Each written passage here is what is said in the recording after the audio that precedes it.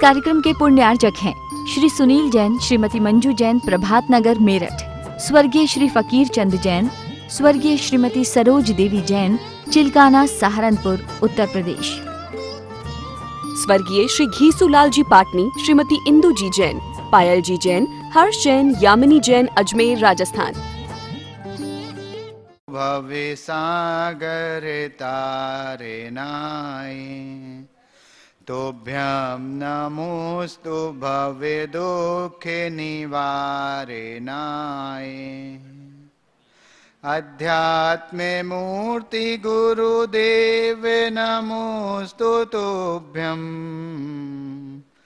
आचार्य वर्धे सुविशुद्ध नमोस्तु तोभ्यं, आचार्य वर्धे सुविशुद्ध नमोस्तु तोभ्यं, आचार्य वर्धे सुविशुद्ध नमोस्तु तोभ्यं।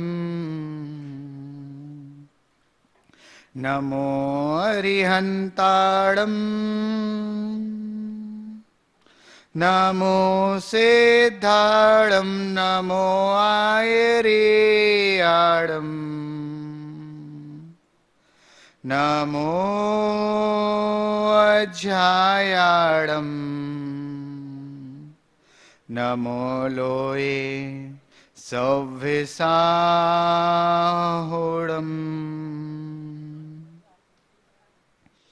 अनंतानंद सिद्ध परमेष्टि भगवान की, शासन नायक मूल नायक श्री वर्धमान स्वामी भगवान की, वात्स रत्नाकर दादा गुरुवर आचार्य भगवान विमल सागर जी गुरुदेव की, मम गुरुवर अध्यात्म योगी चर्या श्रोमणी आस्था के देवता आचार्य भगवान विशुद्ध सागर जी गुरुदेव की, द्वादशांग जिनमाणी माता की। आज हम सबके महापुण्य का उदय हुआ है। हम सभी इस युग के अध्यात्म के राजहंस चर्या श्रोमणी आचार्य गुरु विशुद्ध सागर जी महाराज के आशीर्वाद से यहां बैठे हुए हैं।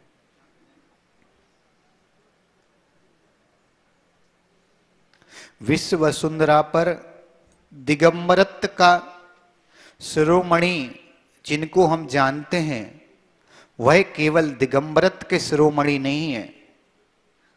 पारस भैया, विश्व वसुंधरा पर हम जिनको दिगंबरत्व का शिरोमणि जानते हैं, वह केवल दिगंबरत्व का शिरोमणि नहीं है। वहां की यहां तक कि आपको लगेगा कैलाश भैया कि श्वेतांबरों के भी शिरोमणि नहीं, पूरे विश्व में जितने धर्म हैं, जितने संप्रदाय हैं और जितने दर्शन हैं, अगर उसमें कोई अध्यात्म का शिरोमणि है तो वो है आचार्य कुंद कुंद स्वामी। आचार्य कुंद कुंद स्वामी आज से 2000 वर्ष पहले लिख के चले गए। आज तक ऐसा कोई वक्ता, आज तक ऐसा कोई लेखक किसी भी संप्रदाय में प्रदीप भाई नहीं हुआ कि जो उनकी बात को नकार सके, और यहां तक नकारना तो बहुत दूर की बात, उनसे आगे सोच सके और लिख सके। किसी को लग रहा होगा कि गुरुदेव को भी आचार्य कुंद कुंद की उपाधि दी जाती है, पर गुरुदेव भी उनकी ही बात को आगे बढ़ा रहे, उनसे आगे नहीं बढ़ा रहे। ऐसे कुंद कुंद स्वामी महाराज ने एक बहुत अच्छी गाथा लिखी 390 नंबर की, सत्यम भड़ेयम ना। मतलब शास्त्र जो है ना, आज तक विनोद भैया हमें लगता था कि शास्त्र में ही ज्ञान है, हमने शास्त्र पढ़ लिया हमें ज्ञान हो जाएगा। वास्तव में उन्होंने इतनी महत्वपूर्ण बात लिखी कि शास्त्र में ज्ञान है ही नहीं।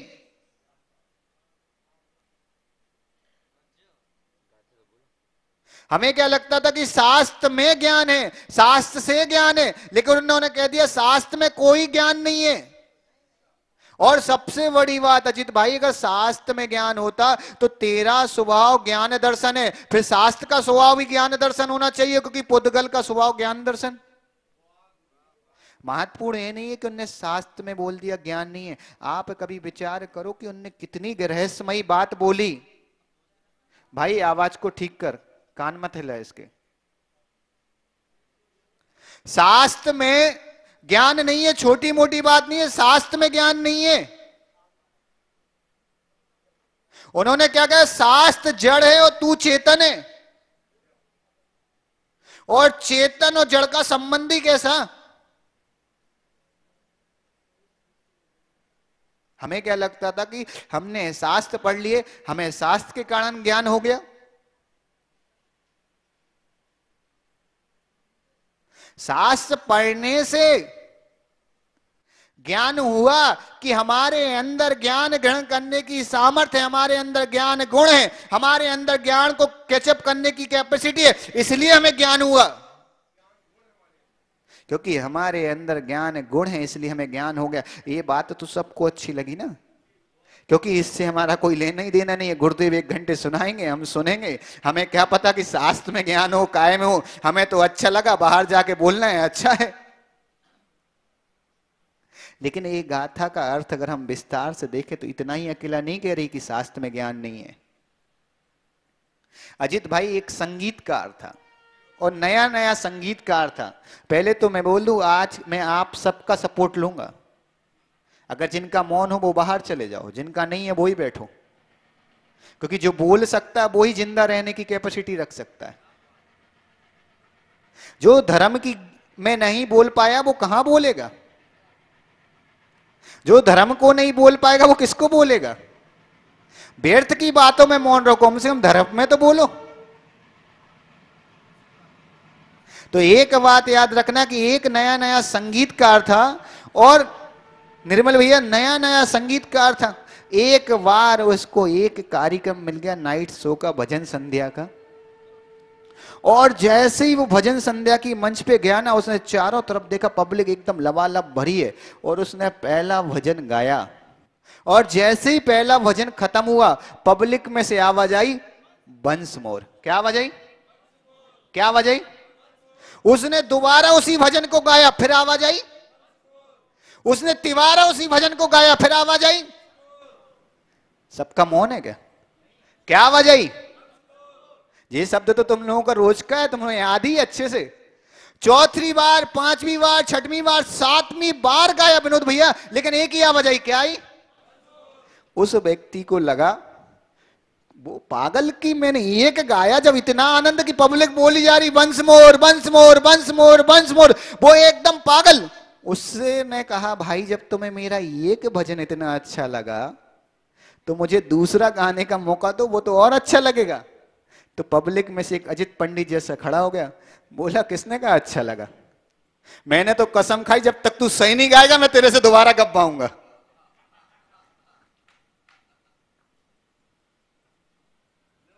जब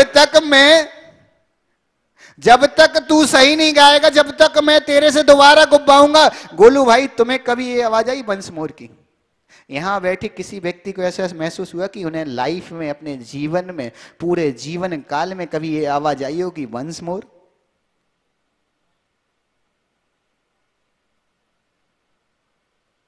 है? इतने सारे ज्ञानी।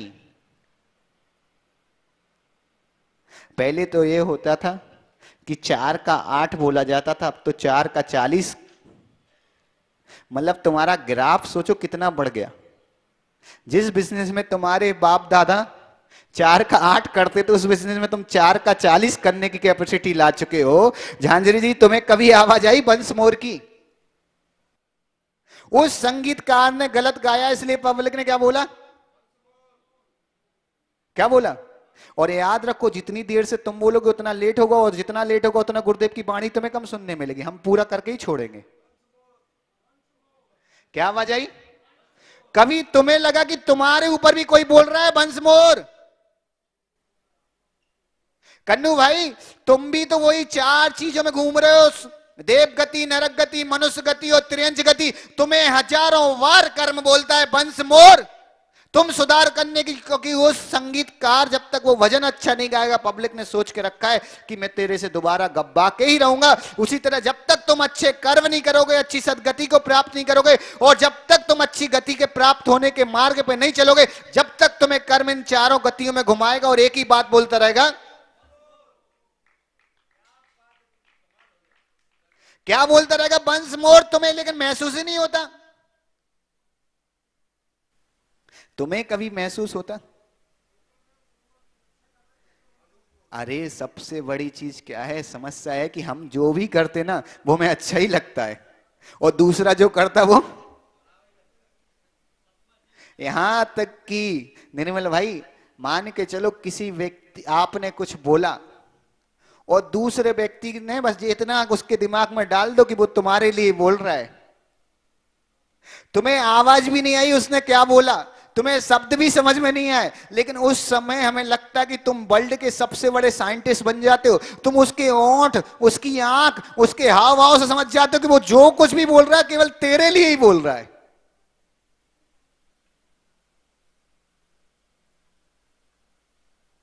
प्रदीप भाई सड़क पे जाते जाते हम किसी भिखारी को देखते हैं, जीवन में कभी किसी भिखारी को देखा? किसी भिखारी को देखा अजित भाई? किसी ऐसे व्यक्ति को देखा जो अपांग है, विकलांग है? ऐसे कई व्यक्तियों को तुमने अपने जीवन में देखा जो भीख मांगते हैं, ऐसे कई व्यक्तियों को तुमने अपने जीवन में देखा जिनके हाथ नहीं है, कई व्यक्ति ऐसे देखे जिनके पैर नहीं है, कई व्यक्ति ऐसे भी देखे जिनके पास बुद्धि नहीं है। पारस भैया ऐसे व्यक्तियों को देखा, तुम सुधीर भाई से पूछ लो, इतना बड़ा सेठ है, अपार पैसा है, ऐसे लोगों को देखा कि नहीं देखा? ऐसे लोगों को देखने के बाद कभी मन में भाव आए कि मैं उस भिखारी की तरह भीख मांगना शुरू कर दूं? आया किसी सभा में इतने सारे तुम साधर्मी भाई बैठे हो, जैन भाई बैठे हो, कभी ऐसे भाव आए कि मैं उसकी तरह भीख मांगना शुरू कर दूं? कन्नू भाई कभी किसी विकलांग व्यक्ति को देख के भाव आए कि मैं अपना पैर तोड़ लूं? किसी के नहीं आए। क्यों?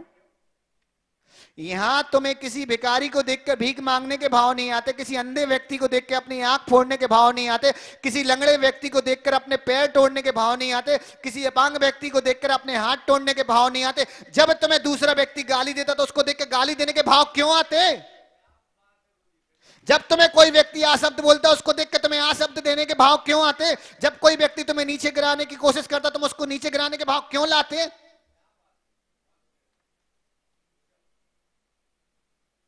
वहां तुम्हारे भाव नहीं आते, यहां भाव क्यों आते?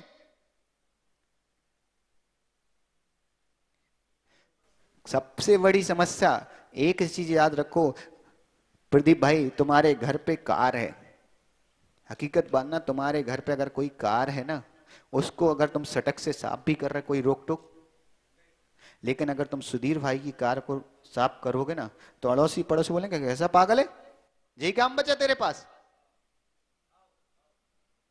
होता कि नहीं? तुम अपने कपड़े पे लगी हुई गंदगी को साफ कर रहे, ठीक है, दूसरे की करने बैठ जाओ। अरे नौकर किसको बोलते? जो स्वयं का काम करे उसको नौकर बोलते कि जो दूसरे के यहां काम करे। तो तुमसे बड़ा नौकर कोई है? दूसरे ने गाली दी तुम उसके लिए काम करने लगे, वो तुम्हें नरक खोजने का गड्ढा खोद रहा, तुम खुद जाने से तैयार हो गए, उसकी आज्ञा में चल रहा, तो तुम नौकर हो कि दूसरा नौकर है? मतलब अपना सीना ऐसा चौड़ा करते हो कन्नू भाई, ऐसा लगता है ऐसा सीना चौड़ा करते हो, अरे हम तो सेठ हैं। वो कहां है हमारा पप्पू सेठ? हम तो सेठ हैं, वो काम कर रहे हो नौकरी के। दूसरा गाली दे रहा, तुमने गाली दी थी, दूसरे ने शब्द बोला तुमने दे दिया, अरे वो तो तुम्हारे लिए नौकरी पे लगा रहा हो, तुम लग रहे हो? मालिक तो काम देता है ना, तो सामने अगर कोई आ शब्द बोला तो वो मालिक हो, तुम उसको देख के तुम बोल रहे हो तो क्या हो? बोलो। और जब ऐसी हरकतें करोगे तो कर्म क्या बोलेगा? क्या बोलेगा कर्म? बोलो, क्या बोलेगा कर्म? तो अब कभी ऐसी हरकत करने के भाव आए तो सबसे पहले सोचना कि ऊपर कर्म बैठा है, वो नियम से बोलेगा बंस मुड़ जाओ, फिर पुनः नहीं चारों गतियों में घूमते रहो, तुम्हें पंचम गति की प्राप्ति स्वप्न में भी नहीं हो सकती। तुम्हें पंचम गति की प्राप्ति स्वप्न में भी नहीं हो सकती। पारस भैया आज का युग व्हाट्सएप फेसबुक इंस्टाग्राम इनका है, लेकिन जब तुम्हारे जमाने में चिट्ठी लिखते थे ना, विनोद भैया आपको भी याद होगा, पहले चिट्ठी लिखते थे ना तो चिट्ठी दो प्रकार की होती थी। एक चिट्ठी में टिकट लगती थी सुमित, और टिकट लगा के अगर चिट्ठी हमने विनोद भैया को भेजी ना तो विनोद भैया को कोई पैसा नहीं देना पड़ता था। क्या होता था? पैसा नहीं देना पड़ता था। लेकिन एक चिट्ठी होती थी जिसको तान कहते थे, अगर वो चिट्ठी हमने भेजी और उसमें टिकट नहीं लगी है तो विनोद भैया को उस चिट्ठी का पैसा, ये तो सबको पता, लेकिन उसके पीछे की भी कहानी है। अगर विनोद भैया ने डाकिया को मना कर दिया कि मुझे ये चिट्ठी नहीं चाहिए, तो भेजने वाले के पास वो चिट्ठी जाती थी और उसको डबल पैसा देना पड़ता था। ये तो सबको मालूम है, प्रमोद भैया देवेंद्र नगर, ये सबको मालूम है। तो एक चीज बताओ, जब सामने वाला तुम्हारे लिए अभद्रता का व्यवहार करके तुम्हारे पास वैसे व्यवहार के नेचर का कर्म आपके पास भेजता है, उस कर्म को अगर तुम एक्सेप्ट करते हो तो पैसा किसको देना? सबका मौन है, ऐसे बैठ जाते हो भगवान कसम जैसे तुम लोगों के मुंह में जवानी ना हो। क्या है? पैसा किसको देना? वो तुम्ही को देना। अगर तुमने वो चिट्ठी नहीं ली तो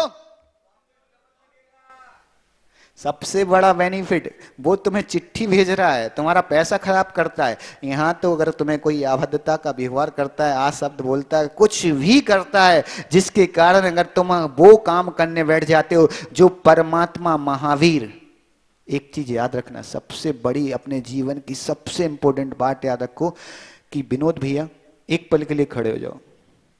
आप अगर आपके पिताजी ने कोई आज्ञा दी, इस बात पे सब लोग विशेष ध्यान रखना, अगर आपके पिताजी ने आपको कोई आज्ञा दी और आपने उस आज्ञा को पाला तो क्या होगा? आज्ञाकारी कहलाओगे। और दूसरा, पिता के सीने में बड़ी खुशी होगी, उसको क्या लगेगा कि मेरे बेटे ने मेरी बात मान ली ना।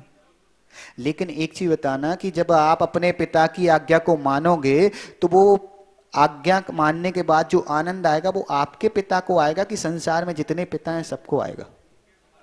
किसको आएगा? किसके पिता को आएगा? आपके पिता को आएगा ना विनोद भैया। तो एक बात हर जैनी भाई के दिमाग में रख दो कि जब हम एक पिता की आज्ञा मानते तो हमारे ही पिता को उस चीज का आनंद आता, दूसरे के पिता को आनंद नहीं आता। लेकिन हम अनंत उपकारी, छोटी मोटी बात नहीं, अनंत उपकारी परमात्मा की जब हम आज्ञा मानते हैं ना, तो एक परमात्मा की आज्ञा का पुण्य नहीं लगता, हमें अनंत परमात्मा की आज्ञा का पुण्य लगता है। यहां अनंत गुणा बेनिफिट मिलता है तुम्हें। तुम एक तीर्थंकर की आज्ञा पालते हो तो तुम्हें एक तीर्थंकर की आज्ञा का पुण्य नहीं लगता, अनंत तीर्थंकर जितने हो चुके हो, जितने होंगे, उनकी आज्ञा का पुण्य लगता है। तुम एक गुरु को नमस्कार करते हो, तुम्हें एक गुरु के नमस्कार का पुण्य लगता है, अनंत गुरु जितने हो चुके हो, जितने होंगे, उनको नमस्कार करने का पुण्य लगता है। तुम्हारे संसार में एक पिता की आज्ञा का पालन करने पे तुम्हें आनंद आता है। एक बार परमात्मा महावीर की आज्ञा का पालन करो, जीवन भर तुम्हें अनंत परमात्मा की आज्ञा का पालन का आनंद आएगा। लेकिन एक बात याद रखो, जब हम एक पिता की आज्ञा नहीं मानते उसको बुरा लगता है, जब हम एक परमात्मा की आज्ञा नहीं मानते तो हमें एक परमात्मा की आज्ञा भंग करने का नहीं, अनंत परमात्मा की आज्ञा भंग करने का पाप लगता है। जैन कुल में आने के बाद, परमात्मा महावीर का सानिध्य मिलने के बाद, ऐसे अनंत उपकारी गुरुदेव का सानिध्य मिलने के बाद, साक्षात जिनवाणी हमारे हाथों में होने के बाद, हमारे मुख से, हमारी जिह्वा से आ शब्द निकले।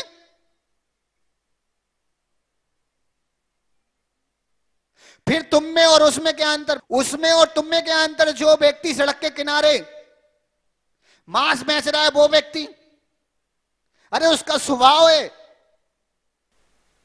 उसको धर्म के कारण, उसको निमित्त के कारण, उसको परिवार के सानिध्य के कारण ऐसे बड़गड़ाएं मिली हैं। तुम्हें ऐसी बड़गड़ाएं मिल गई, फिर तुम्हें जैन कुल में आने का आनंद ही क्या हुआ? तुम्हें महसूस ही क्या हुआ कि तुम जैन हो? तुमने रात्रि भोजन छोड़ दिया, आलू पोच छोड़ दिया, भगवान के ऊपर कलश कराए, गुरु को आहार दिया और तुमने मान लिया जैन है। अरे ये तो सारी वो क्रिया है कपड़े अच्छे पहनने से, कपड़े अच्छे पहनने से। गोलू भाई, तुम सुंदर तो लोगों की नजरों में लग सकते हो, तुम सुंदर अंदर से कैसे ये तो तुम्हें पता है।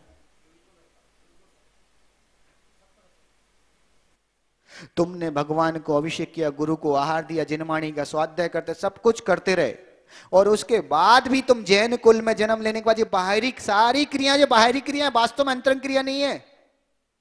तुम अभिषेक करो, सब बाहरी क्रियाएं, तुम गुरु को आहार दे रहे, बाहरी क्रिया है। लेकिन अगर आपके व्यवहार में, आपके आचरण में, आपके चर्या में अगर सामंजस्य आता है, सद्भाव आता है ना, तो ये अंतरंग क्रिया है। जब आप जैन कुल लाने के अधिकारी हो।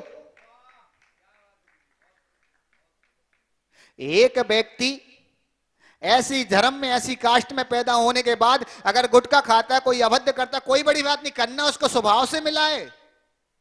उसकी आत्मा का स्वभाव नहीं, लेकिन उसको जन्म से स्वभाव से मिला है।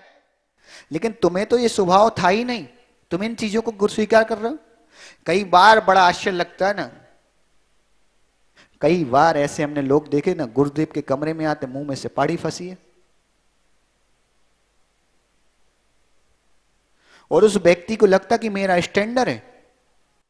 अरे खाक स्टैंडर्ड है, तुम यहां कितना भी अपना वैभव दिखा लो यहीं के लिए, लेकिन जो तुम्हारे परिणाम है, जो तुम्हारी विशुद्धि है, जो तुम्हारी फीलिंग है, वो अगले जन्म में जाएगी। और जब वो तुम्हारे पास रहेगी तो कर्म को नहीं बोलना पड़ेगा,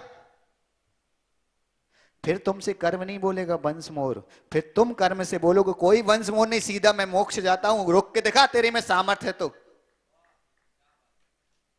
अभी तुम्हें लगता है कि अपनी पीठ ठोक के बोल दो कि मैं जैन, अरे भद्द के हमारे मुख से आवाज ही नहीं आनी चाहिए। और जब कोई सामने वाला व्यक्ति देना, कभी ऐसा माहौल हो ना, गोलू कोई तुम्हें शब्द बोलने लगे ना, तो एक ही चीज बोलना कि मुझे लेना ही नहीं है, मैं लूंगा तो मुझे पैसा देना पड़ेगा, और नहीं लूंगा तो क्या है,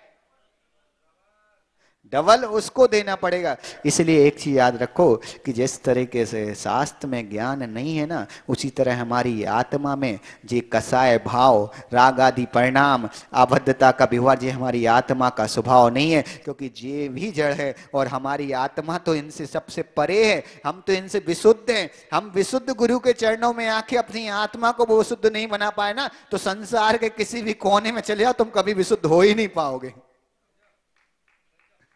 तुम क्या, तुम्हारे बाप दादा भी आ जाए तो तुम्हें विशुद्ध नहीं कर सकते। अब तुम साक्षात इस युग में तुम्हें इतने महान गुरु संत शिरोमणि आचार्य विद्यासागर जी, आचार्य विशुद्ध सागर जी जैसे महान गुरु मिल गए, उनके चरणों में आने के बाद भी अगर तुम्हारे व्यवहार में विशुद्धि नहीं आई ना, तो मुझे लगता संसार में अब कभी भी और कहीं भी नहीं आ सकती। इसी भावना के साथ कि हम इस चीज को याद रखें कि कर्म हमसे वंश मोर ना बोले, हम कर्म से बोले तेरे में सामर्थ्य तो रोक के दिखा, मैं मोक्ष जाके दिखाता हूं। इसी मंगल भावना के साथ बोलिए आचार्य भगवान विशुद्ध सागर जी गुरुदेव की नमः सिद्धिभ्यः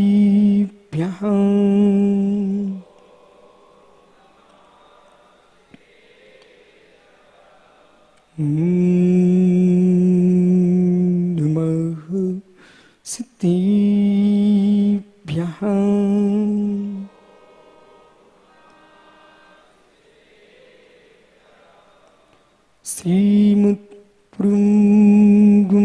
श्रीमत्पुरुगुम्भीरं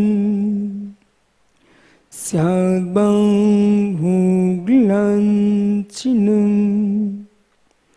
धिया त्रैलोक्यनाथस्य सहस्रिनं जिनसहस्रिनं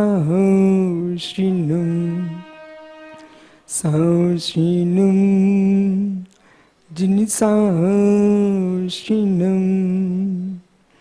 सहस्रिनं जिनसहस्रिनं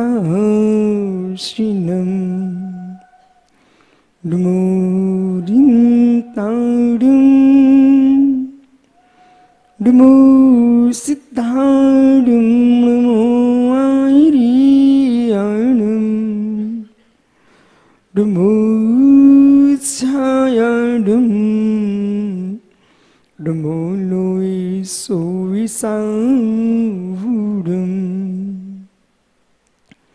अनंत अनंत परम सिद्ध वाहिनी की एक जड़वान शांतिनाथ स्वामी की, एक जड़वान महावीर स्वामी की, परम पूज्य आचार्य भगवान कुंद कुंद स्वामी की, परम पूज्य आचार्य विराग सागर मुनि महाराज की, अहिंसामय विश्व धर्म की अंतिम तीर्थ वर्धमान स्वामी के शासन में हम से भ्रजते हैं। तीर्थंकर जैन की पीयूष देशना जनेन्द्रवाड़ी मनुष्यों जगत कल्याणी, ये सर्वज्ञ शासन नमोस्तु शासन जयवंतो जयवंतो वीतराग श्रवण संस्कृति। भगवत अरहत परमेश्वर तीर्थंकर दिनेश्वर देव ने विश्व वसुंधरा को सत्यार्थ का बोध प्रदान किया है।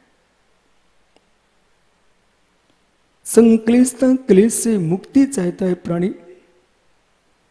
अरहंत देव के उपदेशों को अपने अंतस में स्वीकार करे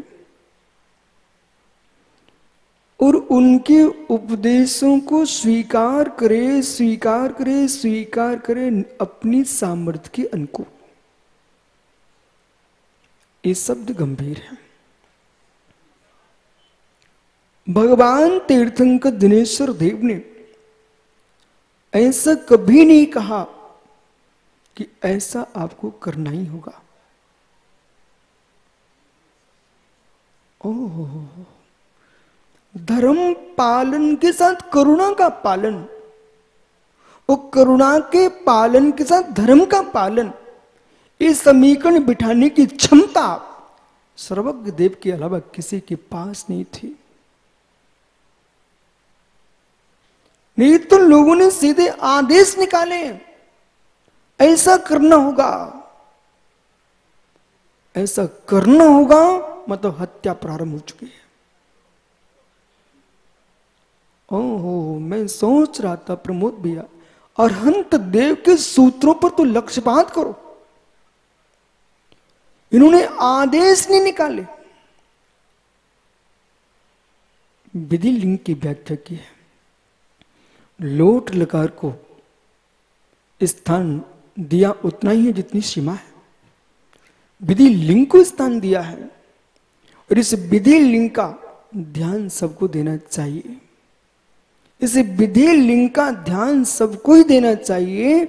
जम सकई तम कीरे जम सकई ते सिद्धम सिद्धे मानो जीवो पावई अजरम ठणम। कीजे शक्ति प्रमाण शक्ति बिना श्रद्धा धरे ध्यान त्रिश्रद्धा बाण अजर अमर पद भोगवे। इस छंद में जो कहा है वो आचार्य शिवकोटि स्वामी की भगवती आराधना का पद्यानुवाद है। ध्यानत राय कवि ने जो पूजा में जो लाइन लिख के रखी हुई है, ये भगवती आराधना की गाथा का यो है। आप लोग पढ़ते धम सकते तम के रही, तो आपसे पूछो तो ये ज्ञानी लोग क्या बोलेंगे, ये तत्व सूत्र के पीछे लिखा रहता है गुरुजी। ज्ञानी तत्व सूत्र के पीछे जो लिखा रहता है वो तत्व सूत्र की गाथा नहीं है। वो तो संकलन जिसको अच्छा लगा सो उसने अपना संकलन करके रखा हुआ है। मूल गाथा जो है ना, ये भगवती आराधना ग्रंथ की है। अब तत्व सूत्र के पीछे तो ये भी लिखा रहता है कोटि संद्वंद चाहिए कोटियो, तो वो तो श्रुत भक्ति है, वो श्रुत भक्ति है, वो तत्व सूत्र से कोई संबंध नहीं है। लेकिन यदि बोल ले तो कोई पाप नहीं पड़ता। समझ में आया ना? कुछ ऐसी रूढ़ियां हैं जिनके करने से सम्यक की हानि न होती हो, चारित्र की हानि न होती हो, उन रूढ़ियों को पालन करने में कोई पाप का बंध नहीं होता। ये अपनी डायरी पर नोट करके रखना। आचार्य सोमदेव सूर्य ने लिखा, आचार्य सोमदेव सूर्य ने लिखा इस चल कंपु महाकाव्य में, बे लोक रूढ़ी स्वीकार हैं, बे लोक रूढ़ी स्वीकार हैं जिससे सम्यक दर्शन का चारित्र का घात न होता। जैसे कि लोक रूढ़ी है, आप सभी लोग ऐसे कपड़े पहने हो। लोक रूढ़ी है कि वर्तमान में रूढ़ी प्रारंभ हो चुकी है। अब पैंट शर्ट हर व्यक्ति पहने मिलता है। विदेशी देश से चले गए पर अपना भेष तुमको दे के चले गए, बराबर। लेकिन इस पर किसी का विरोध क्यों नहीं हो रहा है? बोले कोई बात नहीं है, वस्त्र है, प्रधान है, इससे सम्यक दर्शन चारित्र की हानि नहीं हो रही है। ठीक है, टेंशन मत लो। कपड़े पहन करके भी आप जिनालय आ रहे हो, निर्गंत गुरु को पूज रहे हो, जिनवाणी को भज रहे हो, मित्र कोई पाप नहीं है। हो सकता है समय बदल चुका है, हो सकता है समय बदल चुका है। संतोष घड़ी ने कह दिया नहीं, पैंट शर्ट में आप मंदिर में प्रवेश नहीं कर पाएंगे। ऐसे भी जीव जगत में है। ठीक है, मैं मंदिर नहीं आऊंगा पर पैंट शर्ट नहीं छोड़ूंगा। मित्र मित्र, इतना खिंचाव मत लाना बेटा। तुम जैसे आते हो मर्यादा मेरे करके शुद्ध कपड़े पहन के मंदिर में आ जाना, दर्शन कर लो। और जब दर्शन करते करते उसको समझ में आ जाएगा तो यूं कहेगा, जिन कपड़ों में खड़े होकर लोग शंका करते हो, जिन कपड़ों में खड़े होकर के लोग शंका करते हैं, जो वस्त्र मुझे स्वान की पर्याय का ज्ञान कराते हो, जो वस्त्र स्वान के पर्याय का ज्ञान कराते हो, इंसान से स्वान की चर्या सिखाते हो, उन वस्त्रों को पहन के मंदिर कैसे आ सकते हैं? अपने आप धोती दुपट्टा में आने लग जाएगा।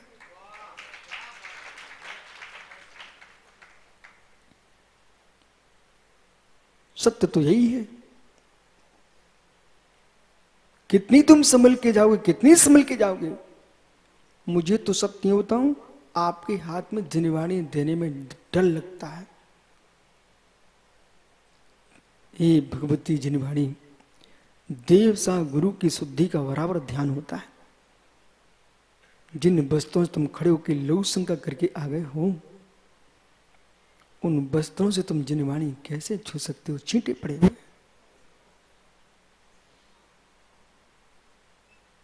छींटे पड़े हुए हैं। अब अजित तो समझा नहीं पाएगा बेचारा, वो इसलिए नहीं समझा पाएगा। बोले गुरुजी हम कैसे समझ सकते हैं, हम स्वयं खड़े होके जाते हैं। लेकिन समझाने की क्षमता वही रखते हैं जो वैसा नहीं करते हैं, वे ही बोल सकते हैं।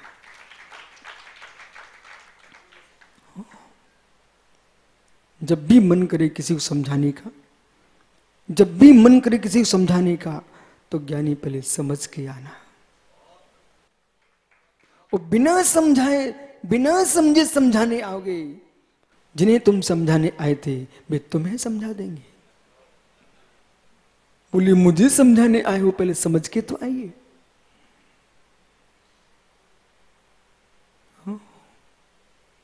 रावण को समझाने वालों, रावण को समझाने वालों, पहले समझ के आना, तुमने किसी की सीता को तो नहीं देखा।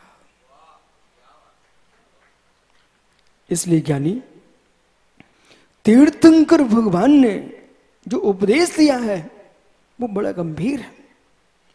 इतना गंभीर, धर्म का पालन हो जाए, जे मोक्ष मार्गी हो जाए, लेकिन क्रूरता ना आने पाए। इस बात को क्यों नहीं समझते लोग? ध्रुव अहिंसा, ध्रुव अहिंसा, वाचनिक अहिंसा, मानसिक अहिंसा, शारीरिक अहिंसा, इतनी अहिंसा का पालन करने के लिए अनेकांत स्याल बात। जो आप लोग अहिंसा का पक्ष अलग रखते हो और अनेकांत स्यालवाद का पक्ष अलग रखते हो, इसको पास में लाइए। अमित नमक के लिए नमक खरीद में आता है, नमक के लिए नमक खरीद के घर में आता है कि साग में डालने के लिए नमक खरीद के लाते हो? नमक के लिए नमक घर में आता है कि साग में डालने के लिए नमक लाते हैं? अमित सालने के साग में डालने के लिए। परंतु ये रायपुर का नवीन तो ये कहता है गुरुजी सोले का नमक है, नमक खिलाएंगे पहले फिर दाल खिलाएंगे। मित्र जितने मेहमान आए सबसे कहना हम सोले का खिलाएंगे, पर तुमको सोले का रहना पड़ेगा। जब कोई माँ नवीन तुम्हारी माँ सोले का भोजन कराए तो कहना पर्यूषण में माँ तू सोले के भोजन कराएगी, मैं तेरे सोले के भोजन का ले जाऊंगा नहीं, तू सोले का भोजन कराना, मैं सोले के प्रणाम रखूंगा। सोले के खाने वाले असोले के जब भाव करते हैं ना, तो सोले खिलाने वाले के भाव बिगड़ जाते हैं। जितना सोले का खाते हो, जितना सोले का खाते हो, उतने सोले के प्रणाम भी रखना सीखो। सोले के कपड़े बाल्टी में धुल जाएंगे, पर असोले के परिणाम किसी बाल्टी में धुलने नहीं जाएंगे। वस्त्र छुल जाए तो पानी में धो लोगे, परिणाम बिगड़ जाए तो मेरे मित्र फिर तुमको जिनवाणी के पास ही आना पड़ेगा। इसलिए सारे जगत को कह के रखना, जो भी सोले के भोजन करें, मित्र हमने शुद्ध भोजन की व्यवस्था की है, इसलिए कि 10 दिन तुम्हारे भाव शुद्ध रहे। विराजो और कैलाश रारा को जरूर खिला देने एक दिन। कहना मित्र चटपटी रोटियां घर में बाटियां बहुत खाई हैं, एक दिन सोले का, बिना नमक का, बिना तेल का, बिना बघार का भी खा के देखो, तब तुमको याद आए कि मुनिराज कैसे जीते होंगे।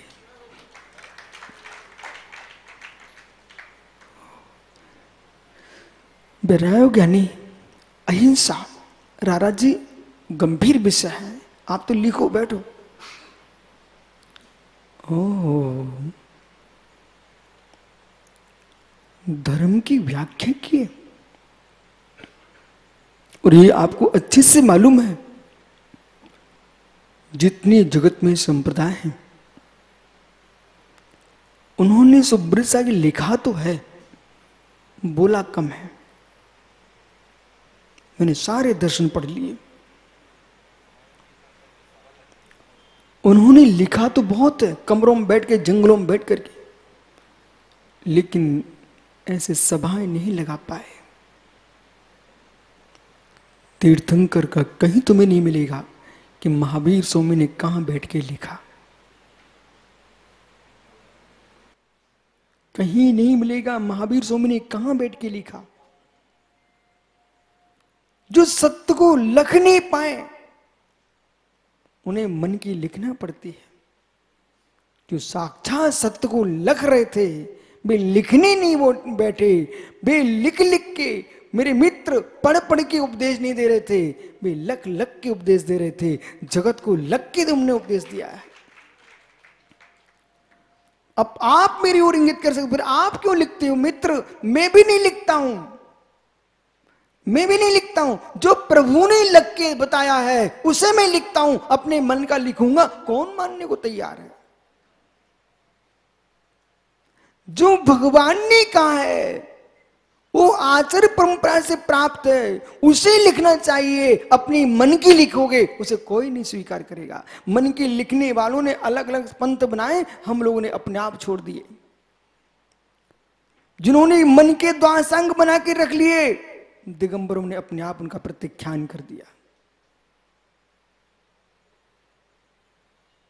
अहिंसा, अहिंसा का पालन अहिंसा के साथ, इसे समझो राकेश भाई, पंडित राजेश, अहिंसा का पालन अहिंसा के साथ मतलब अहिंसा का पालन अहिंसा के साथ, बार बार कह रहा हूं, मस्तिष्क में ले जाइए, अहिंसा का पालन अहिंसा के साथ। नवीन भैया, आपके पीछे एक भैया बैठा है, बालक, ये जा रहा था, इसका धोखे से एक चींटी पर पैर रखा गया, चींटी बेचारी घायल हो गई। इसके पीछे चल रहा था नवीन भाई, उसने देख लिया कि नीलेश ने चींटी पे पैर रख दिया, वो सीधा ऐसे मुड़ के आया, हे गाल पर चांटा मारा। बोले देख के नहीं चलता, वो चींटी मर गई। मित्र, नीलेश को नवीन ने जिस तरीके से समझाया, अच्छा किया ना? क्यों? चींटी की रक्षा कराई, चींटी की रक्षा कराई ना, अच्छा किया ना? भगवान महावीर स्वामी कहेंगे, नवीन ऐसा तो हमने नहीं सिखाया अहिंसा का स्वरूप।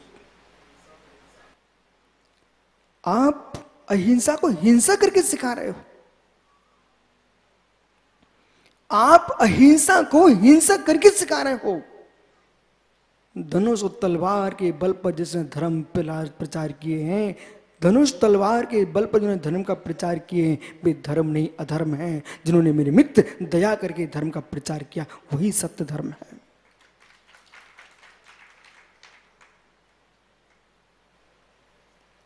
और जैसे ही नीलेश के गाल पर चांटा पड़ा, वो कहता नबीन भैया क्षमा करो, क्या हो गया? उसी के पीछे मैं भी चल रहा था। मैंने कहा नबीन भाई ये क्या धर्म है? उसका धोखे से पैर पड़ा, चींटी घायल हो गई, तुमने जान करके घायल किया है। उससे तो धोखे से घायल हुई है, प्रमाण से घायल हुई है। वो देख के चलने अचानक आ गया। तब भगवान महावीर स्वामी के सूत्रों को महात्मा पुरुष सागर जी, ये आगम के सूत्रों को बाहर लेके आओ, ये आगम के सूत्रों को बाहर लेके आओ। मेरे दुआ जीव दुआ अदाचार रचदा हिंसा पेदस्मृति समुदस्य मृदुवा जीवदुआ अदाचार रचदा हिंसा पेदस्मृति हिंसा मित्र समुदस्य। श्री प्रवचन सार जी में भगवत कुंद कुंद स्वामी लिख रहे हैं, चाहे जीव मरे चाहे ना मरे, प्रमाद सहित प्रवृत्ति कर रहे हो तो नियम से आपको हिंसा का बंध होगा। धावते अग्र ध्रुवम हिंसा, लेकिन प्रयत्न पूर्वक गमन करने पर अचानक कोई जीव आकर के स्वयं मरण को प्राप्त होगा। मित्र तब भी जीव का वध होने पर भी हिंसक नहीं है। बोले क्यों? अभिप्राय में हिंसा है, प्रमाद में हिंसा है, अप्रमाद में हिंसा नहीं है। देख के ही चल रहे थे और जीव को बचाने के लिए, जीव को बचाने के लिए एक जीव सामने आ गया। वो मित्र उसे बचाने के लिए पैर संभाल के रखा और पैर फिसल गया और जाके मुनिराज घास पे गिर पड़े। और जब घास पे मुनिराज गिरे तो प्रमोद पंडित जी देवीनगर दूर से देख रहे थे। बोले विनोद भैया ये महाराज तो भावलिंगी बचे ही नहीं। बोले क्यों? ये घास पे पड़े हुए हैं। मित्र ये चिल्लाने के पहले सामने जाके पूछ भी तो सकते थे, स्वामी क्या हो गया? तुम पूछने जाते ना तो तुम 50 बार प्रणाम करते। बोले भैया सामने वो कीड़ा आ गया, उसको बचाने के लिए मैंने एक पैर से अंगूठे से पैर रख करके निकल रहा था, इतने में वो पत्थर था वो फिसल गया और मैं गिर पड़ा। तस्मिच्छा में दुक्कड़म हाय, मैं घास पर गिर गया। मित्र मुनिराज की दृष्टि में क्या था? एक इंद्री की जगह वे 30 जीवों को बचा रहे थे, इतने फिसल के गिर गए। इसमें मेरे मित्र प्रमाद नहीं था, ये प्रमाद नहीं था, प्रमाद नहीं था, मेरे मित्र फिसल के गिर गए। इसलिए आप तो नमोस्तु करो मत न करो, वे तो नमोस्तु के ही पात्र हैं। एक घटना एक दिन ऐसी घट गई, नीलेश एक ऐसी घटना घट गई, इसलिए बीत तरह के श्रमणों को कितना संभल के चलना चाहिए है। एक मुनिराज आ रहे थे, वृद्ध थे। एक व्यक्ति के मन में आया, उसने इतना ज्यादा मुनियों की महिमा पढ़ ली, इतनी ज्यादा मुनियों की पढ़ना महिमा पढ़ ली, मुनि भगवान होते हैं, ठीक पढ़ा, लेकिन विवेक रहित पढ़ लिया। जब मुनिराज आ रहे थे अचानक उनका पैर एक तिनके के ऊपर पड़ गया, घास पर ये भूल चुके थे मुनिराज ईरा भैया है, प्रतिकरण भी करते हैं। ईरा पतिक, आपको मालूम ये सब साधु आहार करके आते ना, अपने गुरु के पास जाकर सब बैठते हैं। जब मैं चुल्लक था ना, संग में था, तो किसके यहाँ आहार हुए, किसके आहार हुए वो भी गुरु को नाम बताते थे, और आहार में क्या क्या लिया है वो भी बताते थे, जिससे गुरु जी समझ जाएंगे। प्रतिदिन वही लेके आते हैं, बोले राग इसमें खाने का, वो त्याग दे देंगे। अब मालूम आचार्य विमल सागर संघ में यही परंपरा थी। वहां जैसे आहार करके महाराज जी आए, प्रत्येक साधु को सब बताना पड़ता था। किसके यहाँ आहार हुए हैं, आहार में क्या क्या लिया, दाल चूरमा बाटी कड़ी क्या क्या तुमने खाया है सब बताइए। कि महाव्रती हो तो झूठ बोल नहीं सकती हो। अब तुमने बोला रबड़ी चमचम कीवी, ओहो एक दिन लगातार यही खा रहे हो, वे देख लेंगे भाई, वो कह रहे स्वास्थ्य खराब है। ठीक है, तो अब मुझे मालूम नहीं था बड़जात्या जी, अब मैं चुल्लक था। पथरिया में आचार्य विद्यासागर महाराज जी पधारे, वहां पंचकणक था।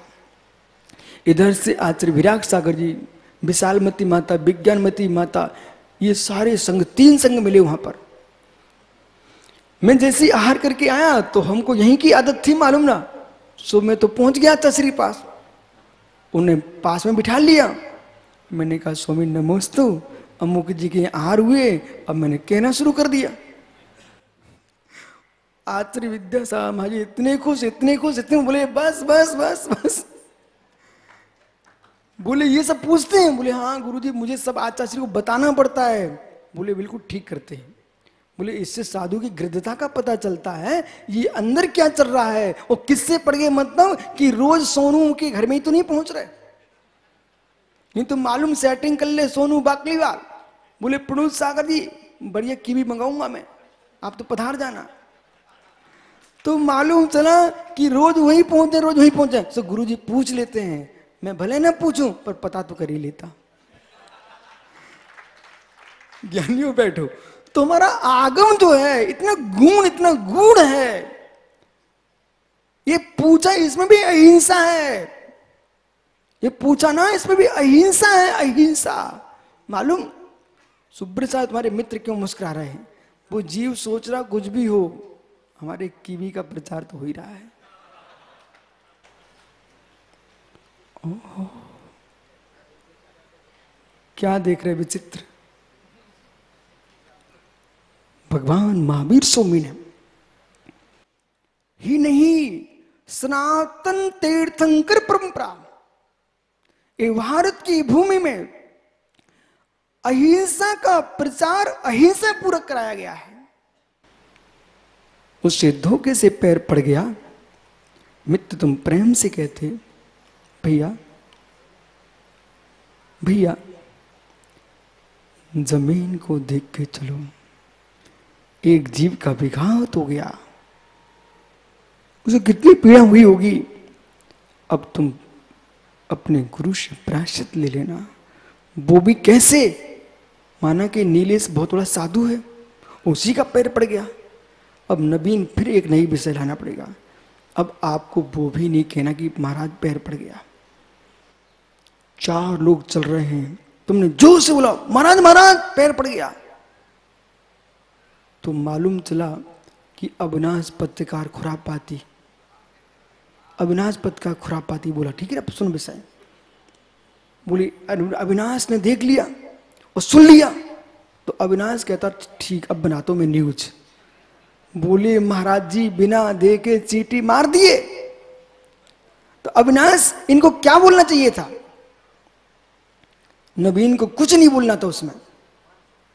अब वो तो चीटी तो मर गई, पक्की मर गई, लेकिन जैसे ही अविनाश ने सुन लिया, वो अविनाश भक्त आदमी था, मुनि भक्त, कट्टर मुनि भक्त। वो मुनि की एक भी चर्या में दोष देखना पसंद नहीं कर रहा था। वो आपने जोर से बोल दिया अरे नवीन सागर नीले सागर वो चीटी मर गई तेरे से। अविनाश ने सुन लिया, अरे महाराज ऐसे चलते हैं, तो अविनाश श्रद्धा टूटेगी नहीं टूटेगी? एक श्रद्धा तोड़वा दी तुमने, चीटी के प्राण चले गए, तुमने अविनाश की श्रद्धा के प्राण और ले लिए। वहां नवीन क्या करना चाहिए था अपन को? ये नवीन और नीलेश अविनाश तो मात्र मैं उदाहरण दे रहा हूं, विषय में आपको अविनाश को और नीलेश को नहीं समझा रहा हूं, मैं देश के प्रत्येक श्रमण और श्रावक को समझा रहा हूं। मित्र आपको बोध होना चाहिए धर्म की व्याख्या कैसी हो। जैसे अविनाश ने देखा, वो अविनाश के और गहरा धर्मात्मा निकल पड़ा, तो सीधा नवीन के पास आएगा।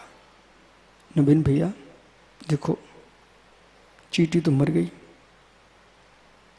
उसके प्राण तो नहीं आ सकते, तुम धीरे से बात करो, वे महाराज जी हैं, वे दिन में 3 बार प्रतिगण करते हैं। इंद्रिया, बेंद्रिया, तेंद्रिया, चौरंद्रिया, पंचेंद्रिया, पूर्विकाया, आउकाया, बाहुकाया, तेवकाया, वड़पतिकाया, तस्काया, एदिस्यम, अंडाया, पुदाय, जराय, रसाया, संसेदमा, समिचमा, उवेदिमा, उवादमा, तसेवा, थावरेवा, बादेरेवा, सूक्ष्मे, पाणेवा, भूदेवा, जीवेवा, सत्य, पचत्य, पचित्य, अब 40 गुण सोसेसु, एदिस्यम, पाणाद्वा, संपाद्वा, संघाद्वा, उद्धायद्वा, प्रदायद्वा, तस्मच्छामि तुक्कुड़म। मालूम क्या क्या बोल दिया?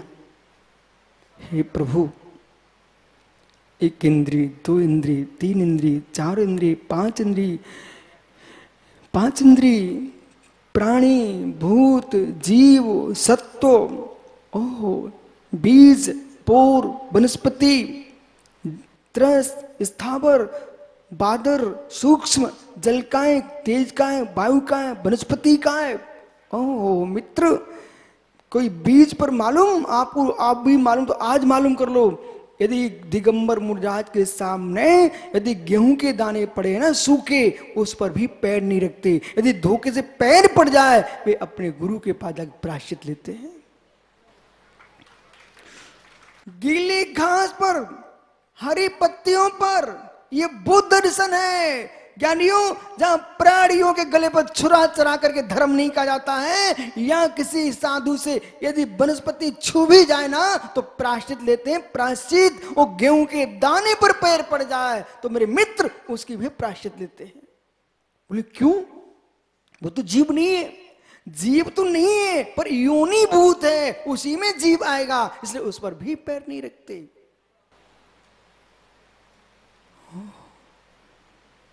आपको तो दिखता है कोई के गाल पर चांटा मार दिया, मैं तो वीर हूं ना। अरे वीर नहीं हो तुम, कायर हो। धन्य योगियों की अहिंसा। छींक आ जाए प्राकृतिक तब भी प्रायश्चित करते हैं। आपने देखा कोई मुंडा को छींक आया तुरंत कारसुर करते हैं? बोले क्यों? चिकेड़वा जम्भाई में जमाई आ जाए, छींक आ जाए, अंगड़ाई आ जाए, सबका प्रायश्चित प्रतिगण करते हैं। आपने तो मुस्कुराते मुनियों को देख लिया है मित्र। मुनि के अंदर देखोगे तो मालूम चलेगा भगवान महावीर की परम अहिंसा, विवेकपूर्ण। जवाई आए ना, जवाई प्रायश्चित। नाक में अंगुली चली जाए, कान में अंगुली चली जाए, प्रायश्चित।